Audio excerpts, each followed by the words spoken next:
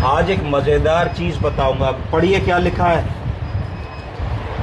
CURB 65 CURB 65 कैसे 1 minute से कम में ओपीडी के मरीज में पता लगाएं कि उसको निमोनिया है कि नहीं है, और अगर निमोनिया है तो कितना कठिन वाला निमोनिया है, कितना डिफिकल्ट वाला निमोनिया है, कितना बड़ा हुआ निमोनिया, कितना सीरियस हमारा मरीज है। उसको ओपीडी की दवा लिख के वापस भेज सकते हैं। वार्ड में भर्ती करने की ज़रूरत है, आईसीयू में भर्ती करने की ज़रूरत है। क्या ऐसा है वो मरीज कि उसको वेंटिलेटर की ज़रूरत पड़ने वाली है, उसकी मोर्टेलिटी कैसी है, सिर्फ 1 मिनट में 4-5 सरल सवालों से पता लगाए। पहली चीज, जब मरीज आता है तो सी मतलब कंफ्यूजन। देखो कि मरीज तुम्हारा कंफ्यूज तो नहीं है। कंफ्यूजन का मतलब होता है डेलीरियम, डेलीरियस तो नहीं है कि कुर्सी पे बैठना है, समझ नहीं पा रहा, नाम पूछो बता नहीं पा रहा है, हाथ हिल रहा है, इधर उधर की बातें कर रहा है, तो कंफ्यूज्ड है, क्लियर नहीं है, क्लियर माइंड नहीं है। तो सी मतलब कंफ्यूजन।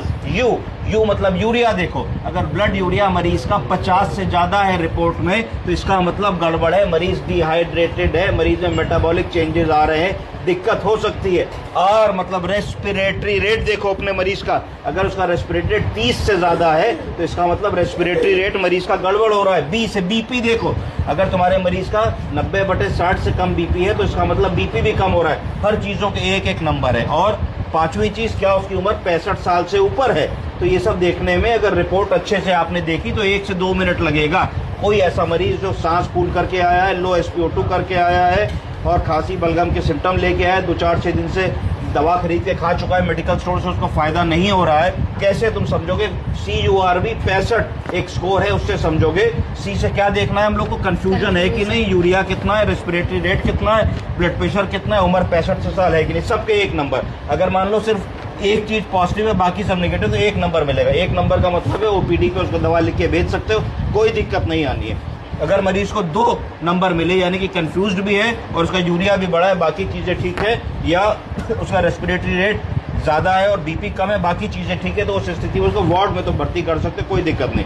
पर अगर 3 चीजें हैं, कंफ्यूज्ड भी है, रेस्पिरेटरी रेट भी बड़ा है, यूरिया भी बड़ा है, या ब्लड प्रेशर लो है और 65 साल से ऊपर का है, तो 3 से ज्यादा नंबर अगर मिल रहे तो उसको आईसीयू की जरूरत है, इंटेंसिव केयर की जरूरत है, क्लोज मॉनिटरिंग की जरूरत है। ऐसा मरीज किसी भी समय तुम्हारा डिटेरियोरेट कर सकता है और सीरियस हो सकता है। आप समझे?